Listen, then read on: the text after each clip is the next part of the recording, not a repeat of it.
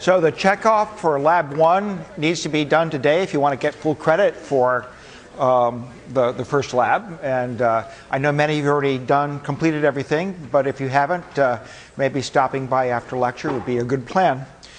And another thing to put into your good plan category is remembering that there's a quiz tomorrow in section. So there are plenty of old quizzes, there are lots of tutorial problems, there's some quiz review videos where I work the problems from the last 4 semesters. And then there's always Piazza if you have any last minute questions. And of course, during staff lab hours, you're welcome to come by and ask your questions there. Okay, so what we've done so far in designing our digital building blocks is we've sort of looked to see what the real world does, and we've built this digital abstraction on it. And part of what we discovered as we were building the digital abstraction is occasionally we're faced with a tough problem. We need to decide if a particular voltage represents a 0 or 1, or in the case of as we can see over here on the for the latch, we need to sort of figure out what value to remember in our positive feedback loop. And in order to sort of avoid difficulties, we've invented some rules in terms of, we had digital signaling rules that had a forbidden zone where we didn't require our hardware to actually make a decision for a certain range of voltages. It wasn't that it had to make a decision, but it could decide whatever it wanted. It actually didn't have to make any decision at all. And that's a subtle distinction which will be important today. And then over here what we did is we noticed that if D and the clock signal changed too close together, there was some possibility that the latch might misbehave, or the register might misbehave. And so we invented the dynamic discipline, which was a set of rules involving setup and hold time, which required the D input signal to be stable for a certain window of time around the rising edge of the clock. So as the clock changed, we never had to face a situation where D is changing at the same time. Gosh, what value should I remember? So if we follow those simple rules, particularly if we follow the dynamic discipline in a sequential circuit that has both registers and combinational logic, well, can we guarantee that things always work? And the answer is yes, if we use our timing rules to pick a clock cycle here, such that there's enough time between rising clock edges to not only compute the new value that's going into the downstream register, but have it stable on the input for at least T set up before the rising clock edge, the register will in fact work correctly. And the same thing with the hold time on this register. If the contamination delays of the register and the logic are long enough, then this input to the downstream register will in fact be stable for enough time after the rising clock edge in order for the register to work correctly. And this works great in this diagram, except for this sort of one detail. Well, almost everywhere. And the thing that we've hinted at a couple times is when we're taking a signal that's coming in from another system that doesn't have any knowledge of our clock, or from the outside world, which is sort of largely asynchronous, like when we walk up and push a button on a combination lock, what we discover is that we can't guarantee the setup and hold times with respect to the clock edges for this asynchronous incoming signal.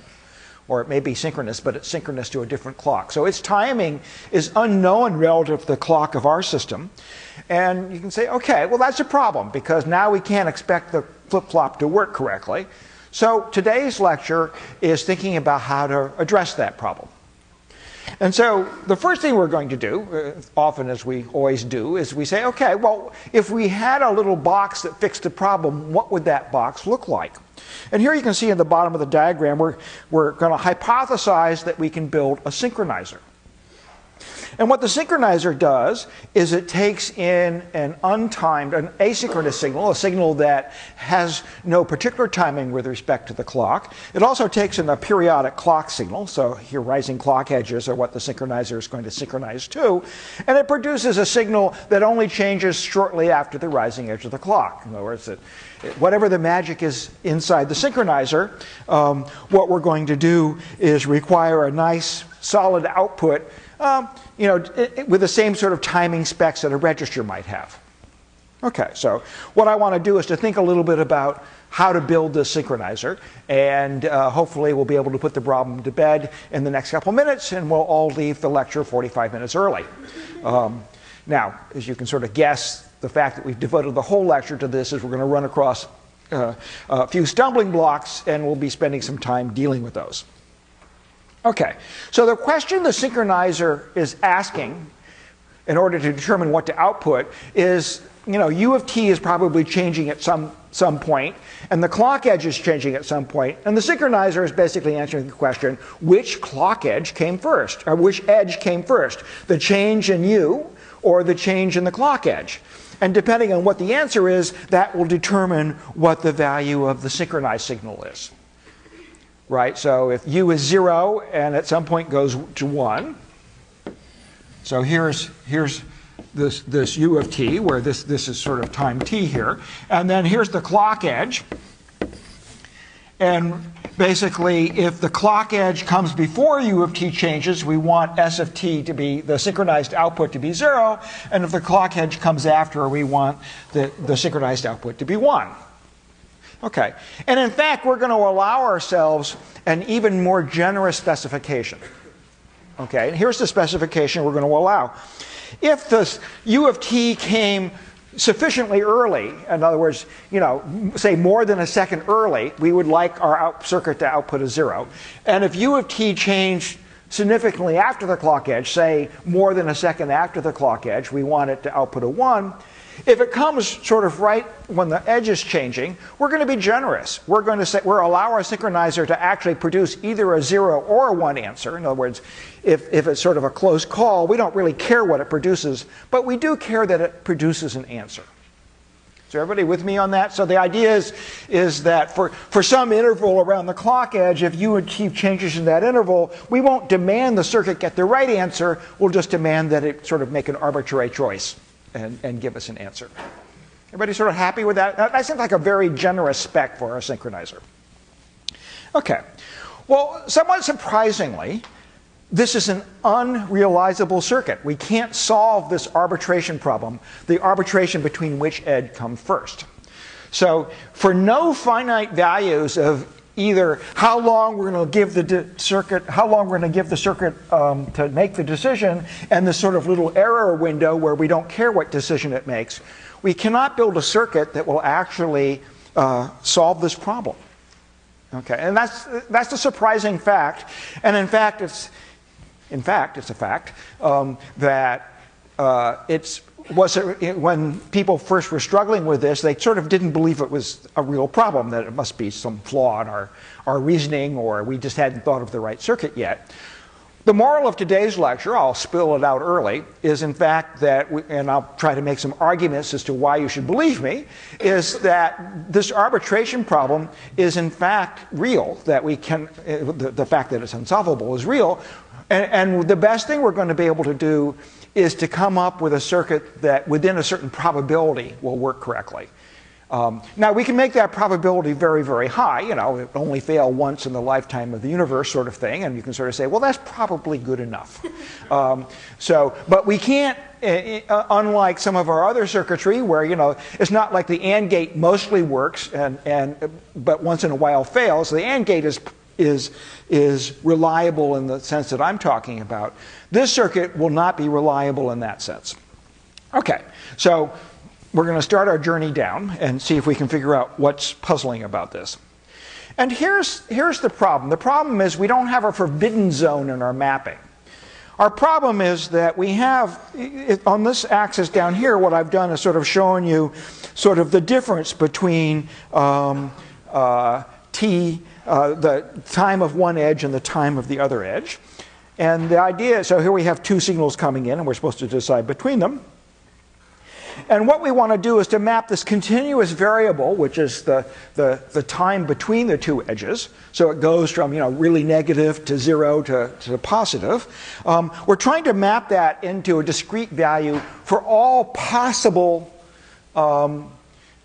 values of the difference between and the time between the two clock edges. In other words, what we're trying to do is to draw a graph that looks like this. We're not particularly picky about what choice gets made in this little gray region when we're within epsilon of when they're they get the two edges are close together. But we do ask that a choice be made. And our difficulty is that whenever I propose a mapping like this, where I'm taking a continuous variable and mapping it to a discrete variable, I need to allow the hardware some amount of, some leeway and say there's a range in which you don't actually have to produce an answer. So the surprising part about this specification is actually this last line.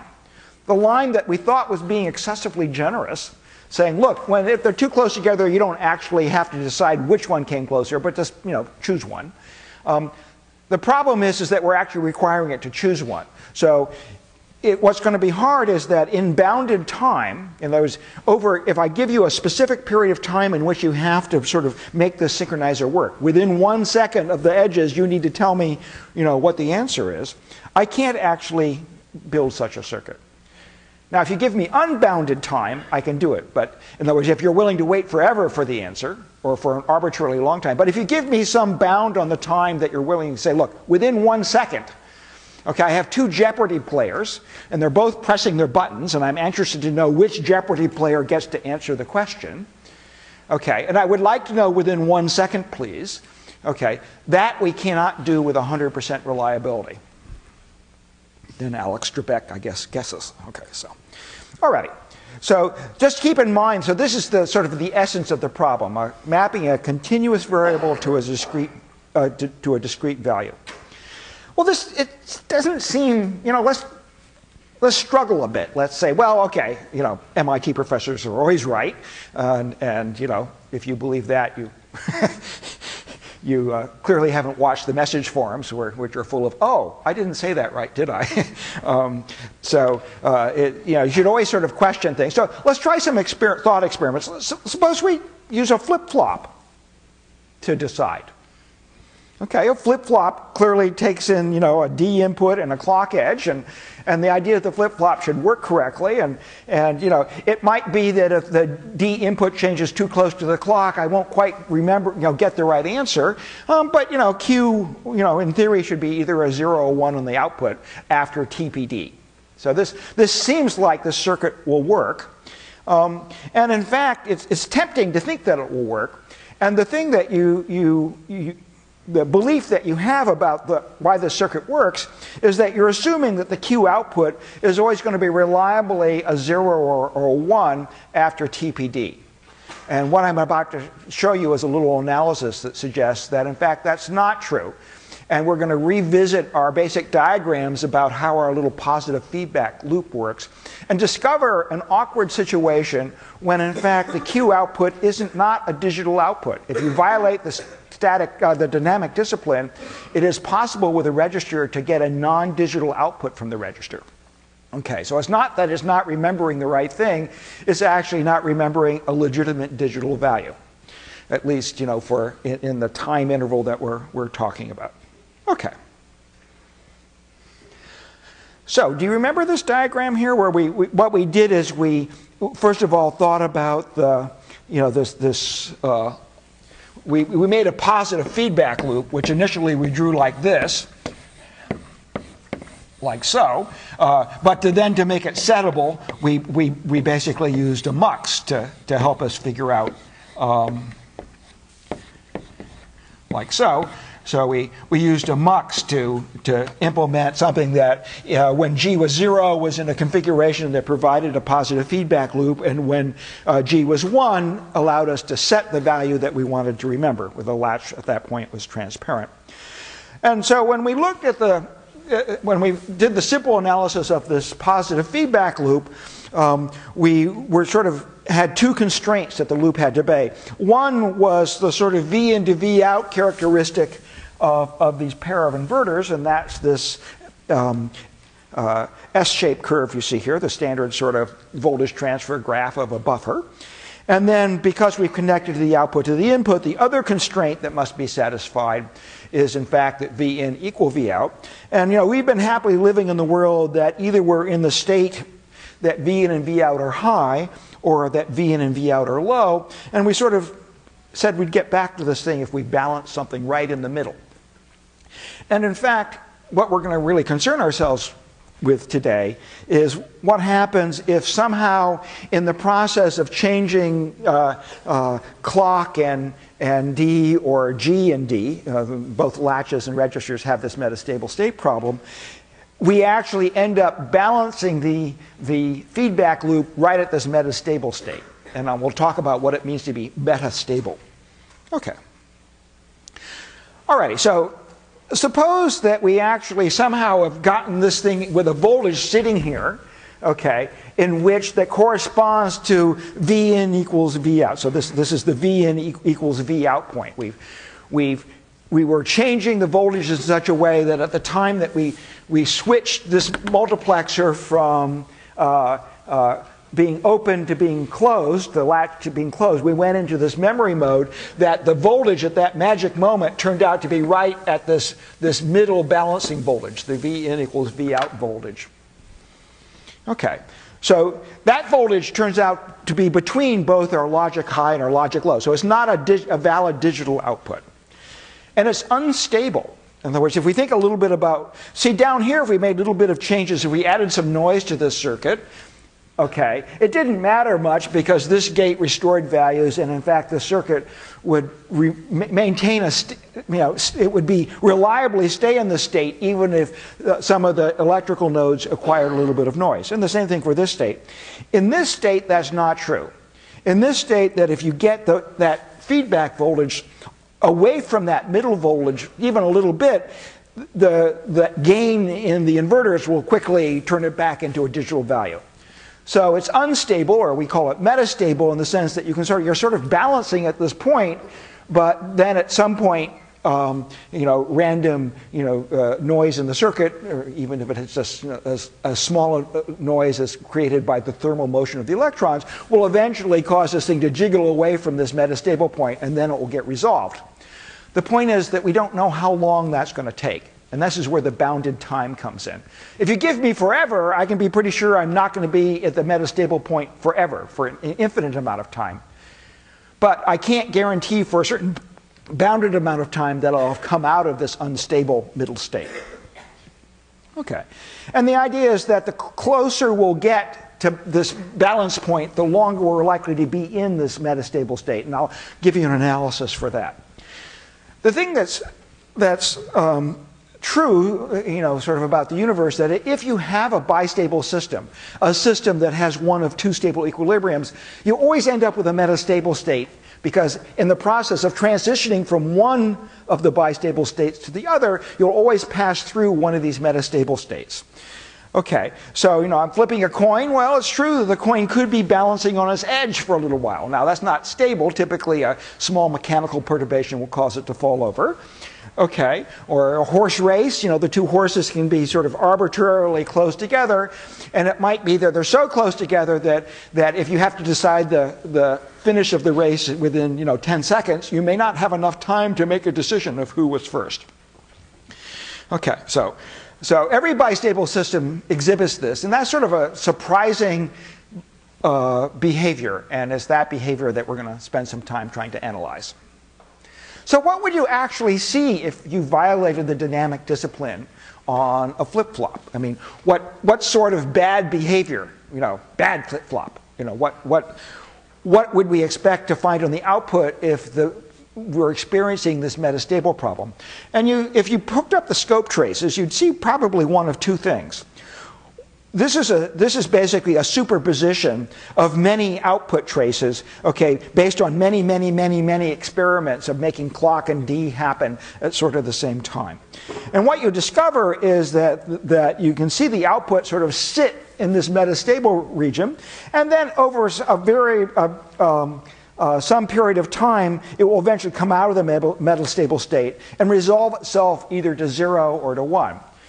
Now, at the point when it comes out, it sort of lost its memory about where it was. I mean, it's not like, oh, I'm going to be a 0 eventually, I'm just going to take a long time to get there.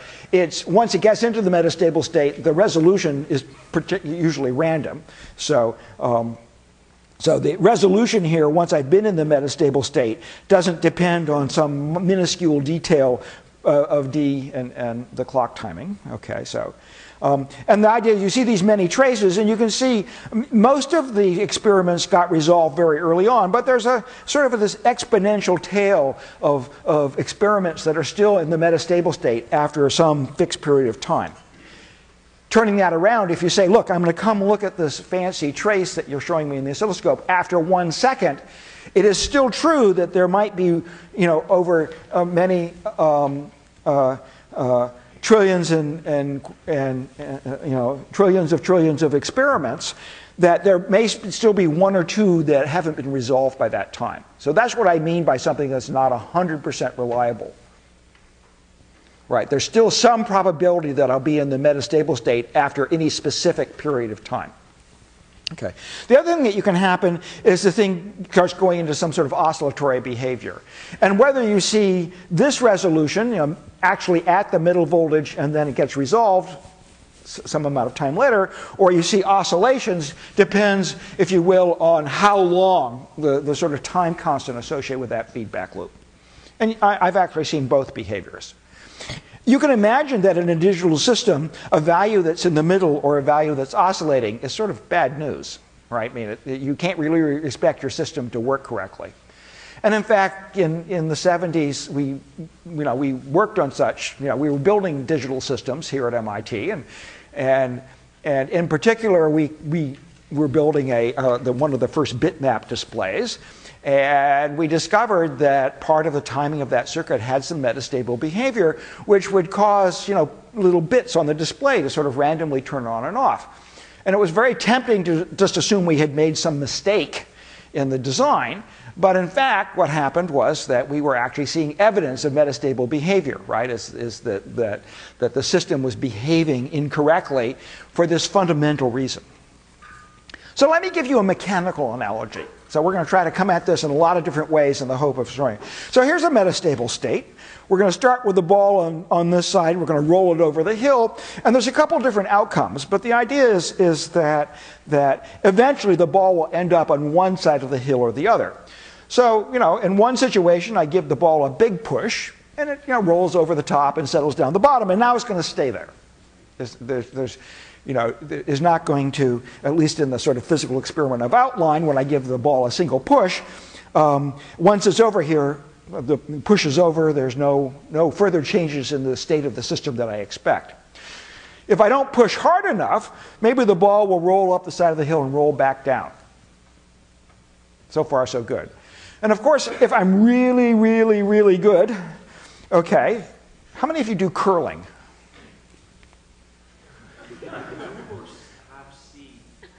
Okay, so I mean, only watching during the Olympics, right? But this idea of getting at just the right amount of momentum that the thing stops just exactly where you wanted it to. I'm not talking about brooms sweeping like mad on the ice. It was the most interesting, shall I say, bizarre sport to watch. Race walking. Race walking. Okay, is that even more bizarre? Okay.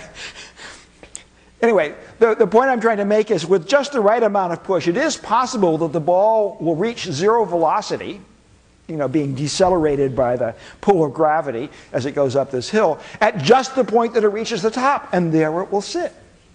Okay, now we all know that that's not particularly stable, a gust of wind, a mechanical vibration. As soon as the ball gets even the tiniest amount of alpha dead center, then the traditional gravitational forces will pull the ball back down to one of the two stable states. So everybody got a sense in which that is not a permanent stable state? It's what we call metastable. It sits there for a while looking stable, but then all of a sudden, zoom, the ball will fall back down. So that's a mechanical analogy. So what does that have to do? Oh, sorry. There he goes. So what does that hill have to do with our electronic system? And if we have a voltage transfer curve, that's shown here in the blue, if we look at the gain of the system, you can see that's what this graph of the partial derivative, partial V out over partial V in. This is the hill that we're talking about, right? And so what we're saying is this is sort of the effect, the acceleration, if you will, that's being provided by the system to a change in input voltage. And basically, as the gain gets steeper and steeper and steeper and steeper, the VTC gets steeper, this diagram of the gain, okay, we get this steeper and steeper hill. But it is possible to end up at a point where you can put the voltage at where the gain of the system is in fact 0.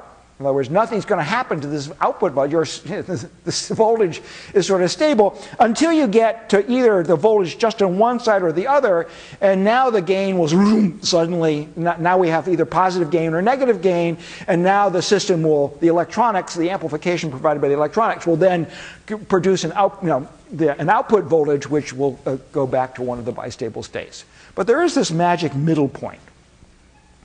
Okay, and we can't eliminate it. I mean, the gain goes from being, the change in the gain here goes, we can see it's positive and then sort of peaks and then comes back down. The fact is we do reach a peak at which point the gain seems to be 0.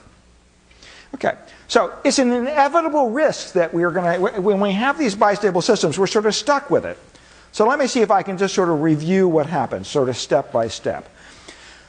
So what I'm going to do is imagine that my timing of G and D, or between D and the clock, is such that I'm going to balance the feedback loop at exactly this middle point.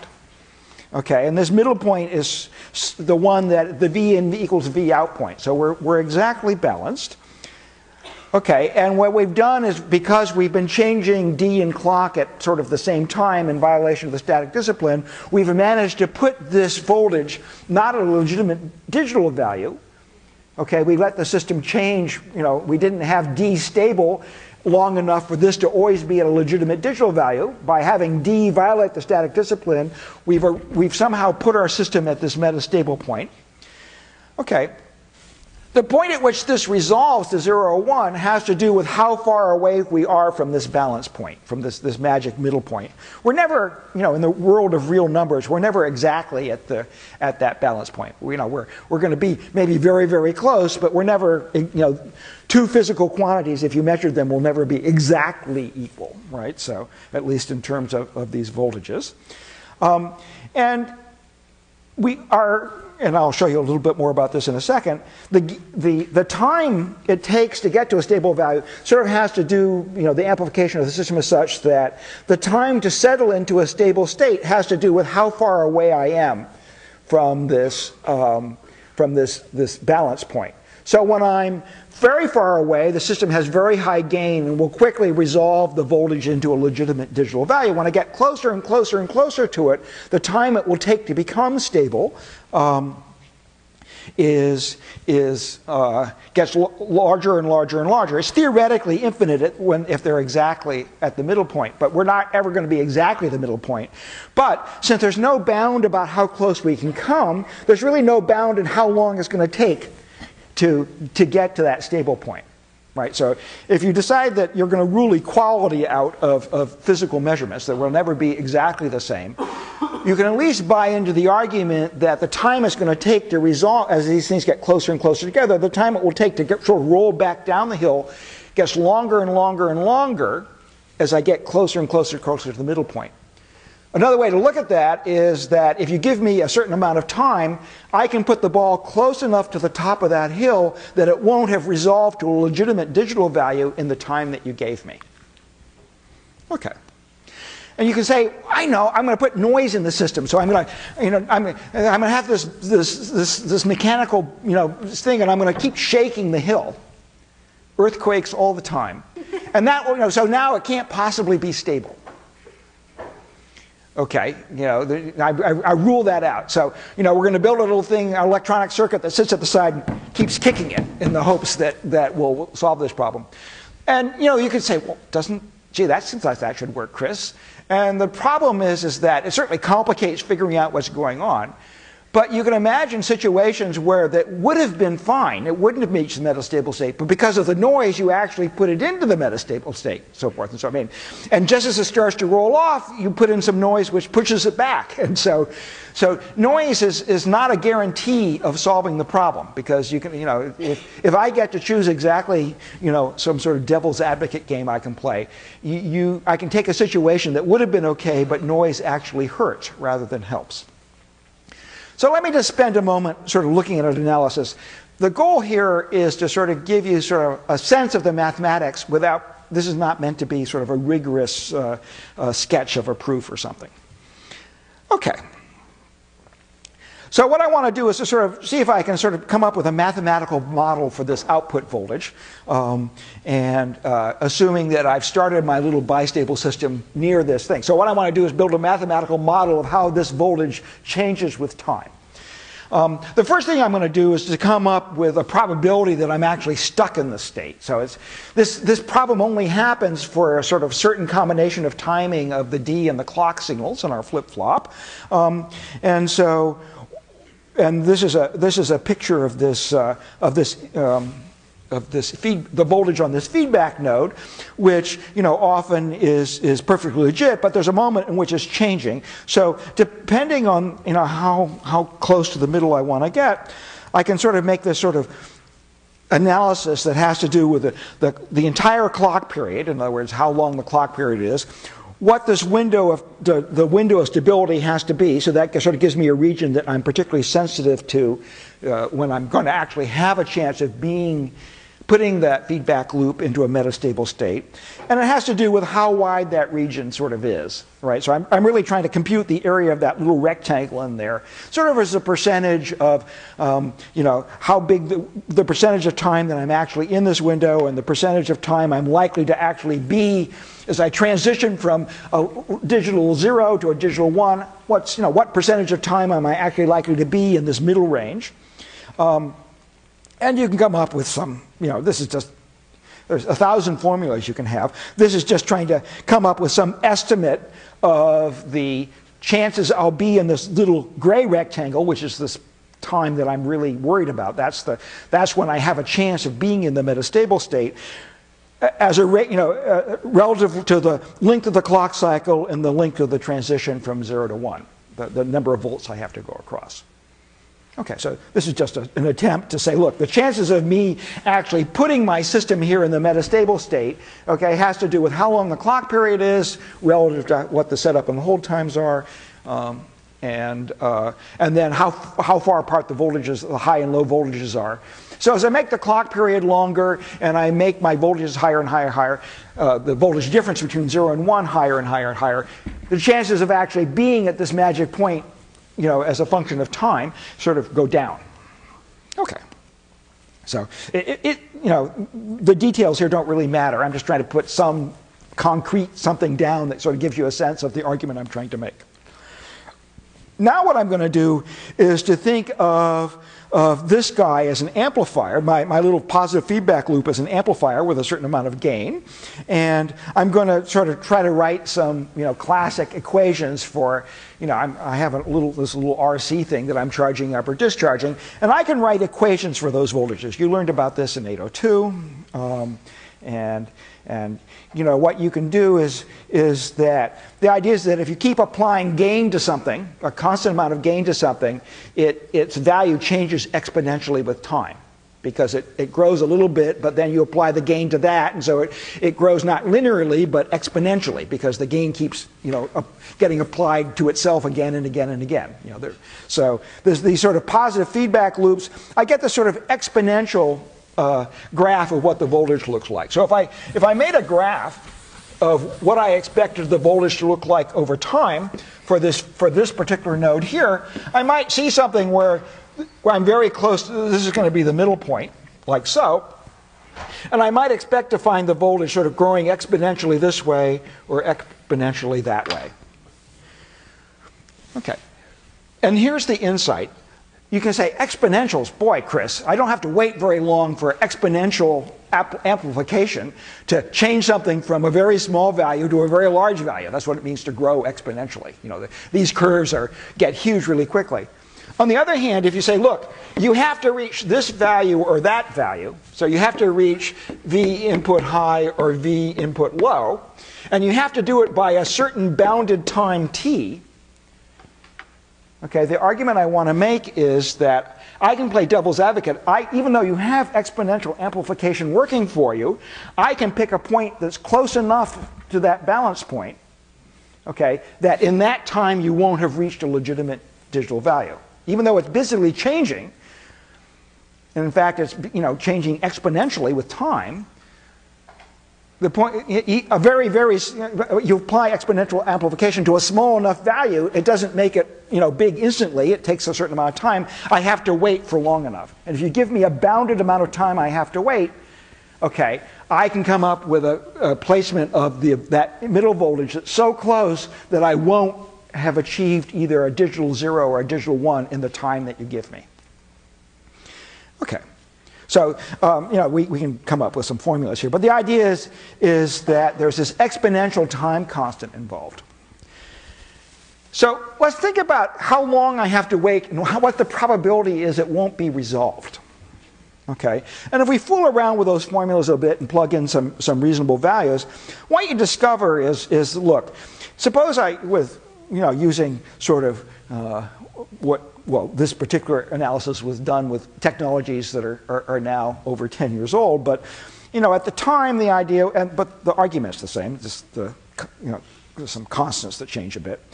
At that time, if I waited around 30 nanoseconds, the probability that it would be metastable was small, 10 to the minus 16th. You say, well, that's not very big. On the other hand, if you're building a circuit that's working at a gigahertz, right, a billion times, this is a sort of failure where you could say, well, if I wait for this exponential amplification with this particular system for 30 nanoseconds, I should expect about 1 failure per year. What's neat, though, about exponential things is that even if I wait just a little bit longer, only another second or two longer, okay, now the probability of failure has dropped by a factor of 10. In other words, as I move this time bound out here, the thing I'll discover is that I'll have an exponentially decreasing probability of failure. So this is going to be the key to our solution, okay, or at least our key to our patch that will hopefully do the best job we can. Okay, we're going to allow a little bit of settling time. What we're going to do is we're going to acknowledge that we can get into the metastable state, but once we get into the metastable state, if we can arrange not to look at the output for some period of time, if we delay, the longer we delay looking at it, the lower the probability is that we'll still be in the metastable state. Okay. Yes? Can we really afford to wait 100 nanoseconds better to meet sign and all that? That's a good question. So the question is, can we afford to wait 100 nanoseconds? And the answer is, well, we'll figure out something to do, and I'll show you what we're going to do in a moment. And then we can puzzle over that question again. Yes? Does that still work if it's oscillating? So the oscillatory behavior is so we'd have to come up, I think, with a more complicated answer to that. The oscillating behavior, I actually don't know all the mathematics of that, so I can't sit here and tell you, oh yes, you do a different sort of analysis and prove. But for most of the circuits that we're interested in, that the time constant of this feedback path is very small, so we see that sort of metastable behavior, and this analysis gives us a hint of that. So this is not something that everybody really believed in. Okay, we've known for a long time that there's this sort of, I'm stuck exactly in the middle. There's this sort of wonderful, parable of a bird and's ass. So here's this donkey that's exactly halfway between two bales of hay and starves to death because it can't figure out, it's going to go to the closest one, but I can't decide. I've often thought it'd be fun to do that with MIT students. you know, 2 pizzas exactly, you know, and you say, okay, go to the closest one and eat. And you know, they're all sort of quivering in the middle, trying to figure out what's going wrong. So philosophically, this idea has been around for a long time. When this first came up, people said, well, you know, let's build a, you know, we're going to have 2 systems here, and what we're doing, this flip-flop could go metastable. That's fine. We're going to, somewhat later, by delaying the clock edge, turn on a fixer. And the fixer is going to decide if it is in the metastable state, okay, then I'll just output a 0. That would be one possibility. What's wrong with the fixer? Why doesn't the fixer fix the problem? You can sort of see the answer on the slide. The fixer doesn't fix the problem because the idea of saying, you know, is this voltage exactly at this middle state, okay, is it in the forbidden zone, is itself a metastable decision. In other words, I'm trying to map this arbitrary analog voltage to a digital value in metastable state or not. Okay, so the fixer itself might, in fact, go metastable. So this just kicks the ball down the road a little bit. Well, I put the fixer on the fixer. Does that help? No. My favorite is this one. And here's a plan in which the idea is to say, well, okay, so we're stuck in this state, this metastable state here. I'll just declare my VIL and VOH in such a way, my values, my voltage spec in such a way, I'll just make the metastable state a valid 0. Okay, so now you can be stuck there and I'm saying, that's fine, it's a 0. You know, not a problem. So what's the problem with that one? I sort of like that, sort of define the problem out of existence. Bogus answer, I'm going to define it to be a correct answer, and now I'm okay. I'm sorry? Seems good. Seems good. That quiz answer isn't actually wrong, Chris. You know, it's a good quiz answer. It's just you have to look at it the right way. Well, the problem here is that this is fine, except, of course, when this thing resolves and flips, we may have a value that we looked at according to this really bizarre voltage spec and say, oh, that was a legal 0, and all of a sudden it flips to a legal 1, and you say, oh, sorry, changed my mind. The idea is that because it's unstable, you know, our circuit, without any additional changes to the input, may suddenly change its mind about what its output is, and it's not allowed to do that. Okay. Well, what sort of cures do we have? And people have, I mean, so the 70s was full of people who were selling you circuits that fixed the metastability problem, right? And it was sort of interesting to some of us, you know, true believers, who said, well, you can't actually fix it. And they would go, no, for 10 ducks, I got a solution. Comes with Ginsu knives. So I'm going to show you our solution here. I'm going to sell you the Ginsu knives in just a second. So the idea of this metastability thing is in the way if I'm going from one state of a bistable system to another state of a bistable system, I'm going to pass through this metastable point, okay, which will eventually become resolved, but not in bounded time. In other words, if you give me a certain amount of time in which I have to make the system produce a digital answer, I can't do that. Okay, the recovery time is unbounded. On the other hand, the longer I give you to do it, the greater the probability is that the system will come out of the metastable state. Okay, so our strategy is we can't eliminate the metastable state, but we can introduce this delay. And we'll do it like this. So here's some circuits that we can put in, where we basically use these back-to-back flip-flops. So it's the first flip-flop that's going to go metastable.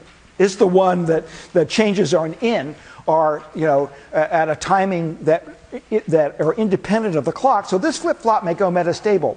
But it's not until the rising edge of the next clock that we're actually going to use this value coming out of the first flip-flop. So we've given it a whole clock period to become stable. Does that make sense? Now, there's some probability that it will still be metastable, and this flip-flop itself, because it's right at that, his input is right at that balance point, will then itself become metastable. Or this guy may be changing it some awkward way so that this clock edge will put this latch into its feedback loop just at the wrong moment. But there's an exponential decrease in that probability by making this delay. And in fact, the longer the clock period, the chances of this output being metastable drops exponentially. And in fact, if I go off and I'm still worried, I can add another layer of that. And so I'm getting these sort of exponential decreases. So if you have a system with a very, very high clock rate, in fact, you don't wait very long between the flip-flops. The clock edges are, only a picosecond apart.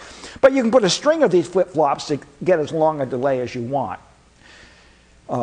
And away we go. And nowadays, the modern system, because of the high gain and things like that, I mean, it turns out those time constants now are much smaller than the sort of 30 nanoseconds that I mentioned earlier.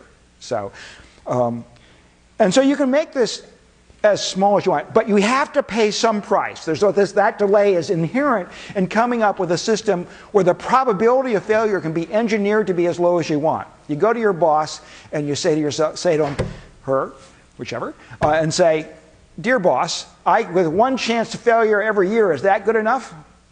And they go, no, our systems are reliable. So how about one failure every 10 years, every 100 years, every 1,000 years? And the boss says, thinks for a moment, says, "I'm not going to be here in 1,000 years. So maybe one failure every 1,000 years is fine. I won't expect the phone to ring." Okay, so the point is you can pick some probability of failure that you're comfortable with, okay, and engineer the time delay here such that the possibility of still being in the metastable state, this node going metastable, is very, very low. So this is what we call a pulse synchronizer. Okay, and pretty much everybody puts those on all the real-world inputs to their digital circuits. And you're right, there is a delay associated with that. That delay may now only have to be a couple nanoseconds to keep the probability of failure low, but you have to pay that delay. So does that answer your question a little bit? So yes, if I have real-world inputs, I have to put in my time budget. I won't be able to process, though there'll be a delay before I process them with my synchronous system.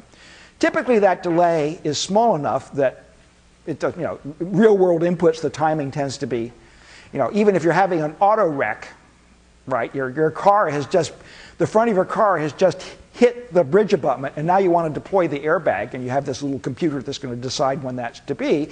And so you have the analog sensor input with the accelerometer suddenly going, whoa, I'm accelerating or decelerating very quickly. Okay, and you have a little computer that's running on a couple megahertz clock inside to say, deploy the airbag.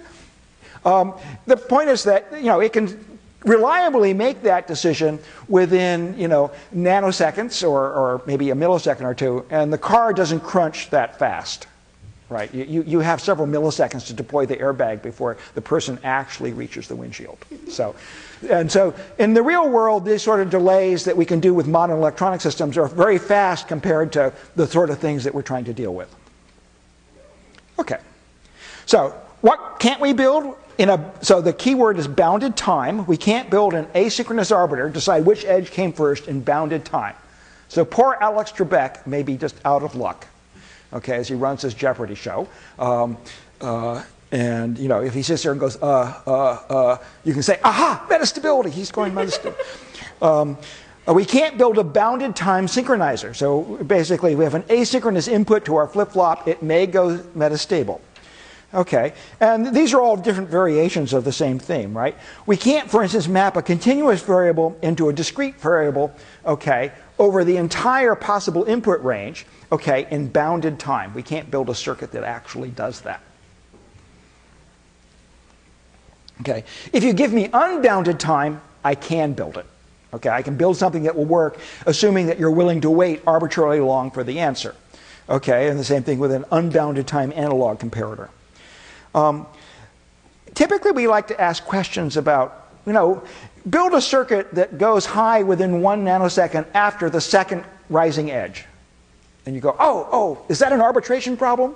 And the answer is no, because the timing is fixed relative to one edge, not the timing between the two edges. So we can build combinational logic. So a good thing to think about when you look at some of these problems, okay, is when we pose a potential problem to you and you're asking yourself, is this an arbitration problem? Is this the classic unbounded time arbitration problem?